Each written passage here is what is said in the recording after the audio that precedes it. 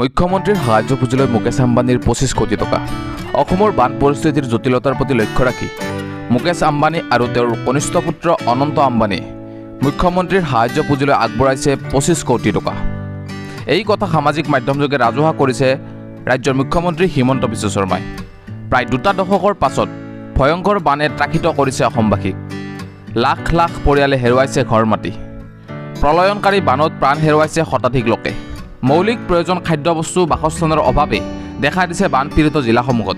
ফলত ভিন্নজন পাৰ্যমানে মুখ্যমন্ত্ৰীৰ সাহায্য পুঁজিলৈ আৰ্থিক অনুদান আগবঢ়োৱাৰ লগতে পোনপটীয়াকৈ বিভিন্ন দল সংগঠন ব্যক্তিবিশেষে বানাক্ৰান্তৰ কাষলৈ গৈ সহায়ৰ হাত আগবঢ়াইছে।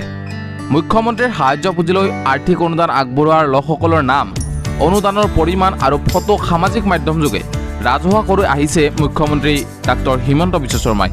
শেহতীয়াকৈ ৰিলায়েন্স গ্ৰুপৰ অধ্যক্ষ তথা পৰিচালন সঞ্চালক মুকেশ আম্বানী আৰু তেওঁৰ পুত্ৰ অনন্ত আম্বানী মুখ্যমন্ত্ৰীৰ সাহায্য পুঁজিলৈ আগবঢ়াইছে 25 কোটি টকা। এই কথা ফেচবুক আৰু টুইটাৰ যোগে ৰাজহুৱা কৰিছে মুখ্যমন্ত্ৰী হিমন্ত বিশ্ব শৰ্মাই। ৰিলায়েন্স গ্ৰুপৰ অংশীদাৰ দুগৰাকীকে ধন্যবাদ আৰু কৃতজ্ঞতা জনায় মুখ্যমন্ত্ৰীগৰাকীয়ে। ইয়াৰ লগতে তেওঁ মন্তব্য কৰে যে এই বৃহৎ পৰিমাণৰ আৰ্থিক সাহায্যই অসমৰ বান পৰিস্থিতিৰ সৈতে মোকাবিলা কৰাৰ ক্ষেত্ৰত যথেষ্ট সহায় কৰিব। উল্লেখ্য যে ইয়াৰ পূৰ্বেও ৰাজ্যত অব্যাহত থকা প্ৰলয়ৰ প্ৰতি লক্ষ্য ৰাখি বলিউডৰ অভিনেতা অৰ্জুন কাপুৰ, পৰিচালক ৰোহিত ছেত্ৰী আৰু কণ্ঠশিল্পী সোনু নিগমে 5 লাখ টকাকৈ অসমৰ মুখ্যমন্ত্ৰীৰ সাহায্য পুঁজিলৈ আগবঢ়াইছিল। ইয়াৰ উপৰি সংগীত ব্যৱস্থাপক ভূষণ কুমাৰেও আগবঢ়াইছিল 11 লাখ টকা। এনেকুৱা ধৰণৰ খবৰবোৰ সকলোতকৈ প্ৰথমে চাবলৈ টুডে নিউজ অসম 24 ইউটিউব চেনেলটো ছাবস্ক্ৰাইব কৰি নটিফিকেশ্যন বেলটো অন কৰিব নাপাহৰিব।